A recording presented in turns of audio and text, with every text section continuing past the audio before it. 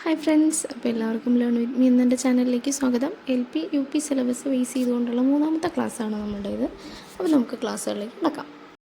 മൂന്നാമത്തെ ക്ലാസ്സാണ് കേരള ചരിത്രം, കുറിച്യ കലാപം. കേരളത്തിൽ ബ്രിട്ടീഷുകാർക്കെതിരെ നടന്ന ആദ്യ ഗോത്രവർഗ കലാപം, ദക്ഷിണേന്ത്യയിൽ നടന്ന ഏക ഗിരിവർഗ കലാപം. അതാണ് കുറിച്യ കലാപം. ഈ കുറിച്യ കലാപത്തിൽ ഉൾപ്പെട്ട ആദിവാസി വിഭാഗങ്ങളാണ് കുറിച്യർ, കുറുമ്പ്രർ. അവരെ പറ്റി നമ്മൾ ഓൾറെഡി കേട്ടിട്ടുള്ളതാണ്. പഴശ്ശിയുദ്ധത്തിൽ പഴശ്ശിരാജയെ സഹായിച്ച വയനാട്ടിലെ ആദിവാസി വിഭാഗം ഇവരായിരുന്നു. അപ്പോൾ പഴശ്ശിയുദ്ധത്തിൽ ബ്രിട്ടീഷുകാർ പഴശ്ശിരാജയുടെ മരണത്തിന് ശേഷം അവർ പിന്നീട് കുറിച്യരുടെയും കുറുമ്പ്രരുടെയും നേർക്കാണ് തിരിഞ്ഞത്. അതിൻ്റെ ആദ്യപടി എന്നുള്ള നിലയ്ക്ക് അവരെന്ത് ചെയ്തു? ഇവർക്ക്, ഈ ആദിവാസി വിഭാഗങ്ങൾക്ക് നികുതി ഏർപ്പെടുത്തി. അപ്പോൾ പഴശ്ശിരാജയുടെ സമയത്ത് ഇവർ നികുതി കൊടുത്തിരുന്നത് അവരുടെ ആ കാട്ടിൽ നിന്ന് കിട്ടുന്ന സാധനങ്ങളും മറ്റുമാണ് പഴശ്ശിരാജയ്ക്ക് നികുതി കൊടുത്തിട്ടുണ്ടായിരുന്നത്. പക്ഷേ ബ്രിട്ടീഷുകാർ നികുതി ഏർപ്പെടുത്തിയപ്പോൾ അവർ പറഞ്ഞു, നികുതി സാധനങ്ങളായിട്ടല്ല പണമായിട്ട് തന്നെ വേണം എന്നാവശ്യപ്പെട്ടു. അതേപോലെ തന്നെ അവരുടെ ഭൂമി പിടിച്ചെടുത്തു. പിന്നെ അവരുടെ പരമ്പരാഗത കൃഷിരീതിയായ വെട്ടിച്ചൂട്ട് കൃഷി, വെട്ടിക്കൂട്ടല്ല വെട്ടിച്ചൂട്ട് കൃഷി എന്നാണ് കേട്ടോ അത്. ഈ വെട്ടിച്ചൂട്ട് കൃഷി നടത്താൻ അനുവദിച്ചില്ല. അതായത് അവിടെയുള്ള ചെടികളും മറ്റുമൊക്കെ വെട്ടി അവിടെ തന്നെ ഇട്ട് കത്തിച്ച് അടുത്ത കൃഷിക്ക് വേണ്ടിയിട്ട് ഉപയോഗിക്കാം. അതിനും അവർ സമ്മതിച്ചില്ല. ഈ നികുതി ഏർപ്പെടുത്തിയത് തോമസ് വാർഡൻ എന്ന് പറയുന്ന ബ്രിട്ടീഷ് ഉദ്യോഗസ്ഥനാണ്. അപ്പോൾ ഇതൊരു കലാപമായി മാറിയിട്ടുണ്ടായിരുന്നില്ല. നികുതി ഏർപ്പെടുത്തുകയും അതുപോലെ തന്നെ അവരുടെ ഭൂമി പിടിച്ചെടുക്കുകയും പരമ്പരാഗത കൃഷിരീതി ചെയ്യാതിരിക്കുകയും ഒക്കെ അവർ ചെയ്തപ്പോൾ ഇതിനെതിരെ എന്ത് ചെയ്യാം എന്നാലോചിച്ചുകൊണ്ട് 1812 മാർച്ച് 25 വയനാട്ടിലെ മല്ലൂർ എന്ന് പറയുന്ന സ്ഥലത്ത് ഇവരൊരു യോഗം ചേരുകയാണ് ചെയ്യുന്നത്. അപ്പോൾ അതിന് നേതൃത്വം കൊടുത്തത് രാമൻ നമ്പി, അല്ലെങ്കിൽ രാമനമ്പി എന്നും കാണാം.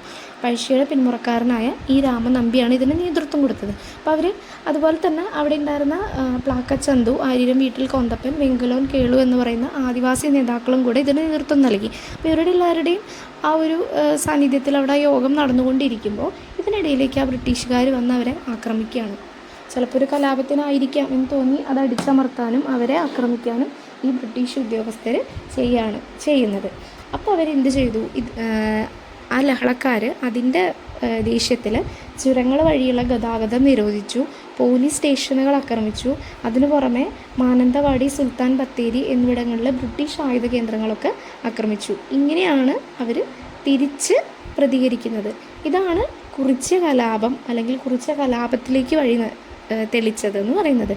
ഇതിനവർക്ക് മൈസൂർ സൈന്യത്തിൻ്റെയും അതുപോലെ കോൽക്കാർ, നമ്മൾ പറഞ്ഞിരുന്നു പഴശ്ശിയുദ്ധ സമയത്ത് ബ്രിട്ടീഷുകാരുടെ എണ്ണം കുറഞ്ഞ സമയത്ത് ആർതർ വെല്ലസ്ലി 1200 പോലീസ് സേന, 1200 പേരടങ്ങുന്ന ഒരു പ്രാദേശിക പോലീസ് സേന നിയമിച്ചിട്ടുണ്ടായിരുന്നു പഴശ്ശിരാജയ്ക്കെതിരെ യുദ്ധം ചെയ്യാമെന്ന്. പക്ഷേ അവിടെ പഴശ്ശിരാജയ്ക്കെതിരെ യുദ്ധം ചെയ്തെങ്കിലും ആ പ്രാദേശികമാണ്, നാട്ടിലുള്ള ആൾക്കാരെ ഉൾപ്പെടുത്തിക്കൊണ്ടാണ് അവർ ആ സൈന്യം ഉണ്ടാക്കിയത്. പക്ഷേ പഴശ്ശിരാജയുടെ കാലം കഴിഞ്ഞപ്പോൾ ബ്രിട്ടീഷുകാർ ഇവർക്കെതിരെ തിരിഞ്ഞു. അപ്പോൾ അവർക്ക് മനസ്സിലായി ബ്രിട്ടീഷുകാരുടെ കൂടെ നിന്നിട്ട് കാര്യമില്ല എന്ന് മനസ്സിലായിട്ട് അവർ തിരിച്ച് ഈ വയനാട്ടിലെ ആദിവാസി വിഭാഗങ്ങളെ സഹായിക്കാൻ വേണ്ടിയിട്ട് നിന്നു. അങ്ങനെ 1812 മെയ് 1 രാമൻ നമ്പിയെ ബ്രിട്ടീഷുകാർ വധിക്കുകയാണ് ചെയ്യുന്നത്. പിന്നീട് പുറത്തുനിന്ന് സൈന്യത്തിനെ കൊണ്ടുവന്ന് 1812 മെയ് 8 ഈ കലാപം അടിച്ചമർത്തി. അപ്പോൾ അന്നത്തെ Thalassery sub collector TH Baber, നമ്മൾ പഴശ്ശിയുദ്ധ സമയത്ത് പറഞ്ഞിട്ടുണ്ട്, അതായത് തോമസ് ഹാർവേ ബാബർ, അദ്ദേഹം പറഞ്ഞത് എന്താണെന്ന് വെച്ച് കഴിഞ്ഞാൽ, 1 മാസം കൂടി പിടിച്ചു നിൽക്കാൻ കഴിയുമായിരുന്നെങ്കിൽ രാജ്യം ആദിവാസികളുടെ നിയന്ത്രണത്തിലായേനെ എന്ന്. കാരണം അത്രയും ശക്തമായതായിരുന്നു ആ കുറിച്യ കലാപം എന്നാണ് അദ്ദേഹം സൂചിപ്പിച്ചത്. പിന്നെ ഇതുമായി ബന്ധപ്പെട്ട് വരുന്നൊരു ബുക്കാണ് കുറിച്യരുടെ ജീവിതവും സംസ്കാരവും. കുമാരൻ വയലേരിയാണ് എഴുതിയത്. അപ്പോൾ ഇത്രയൊക്കെ പോയിന്റുകളാണ് കുറിച്യ കലാപവുമായി ബന്ധപ്പെട്ട് കിട്ടിയത്. ഇനി ഞാൻ വായിച്ചതൊക്കെ ആയിട്ട് ഉൾപ്പെടുത്തിയിരിക്കുന്നത്. അപ്പോൾ ഇനി കൂടുതലായിട്ട് എന്തെങ്കിലും ഉണ്ടെങ്കിൽ നിങ്ങൾക്ക് കമൻ്റായിട്ട് രേഖപ്പെടുത്താം, മറ്റുള്ളവർക്കും കൂടി ഉപകാരപ്രദമായിരിക്കും. അപ്പോൾ എല്ലാവരും നന്നായിട്ട് പഠിക്കുക. അടുത്ത ക്ലാസ്സിൽ കാണാം. ബൈ.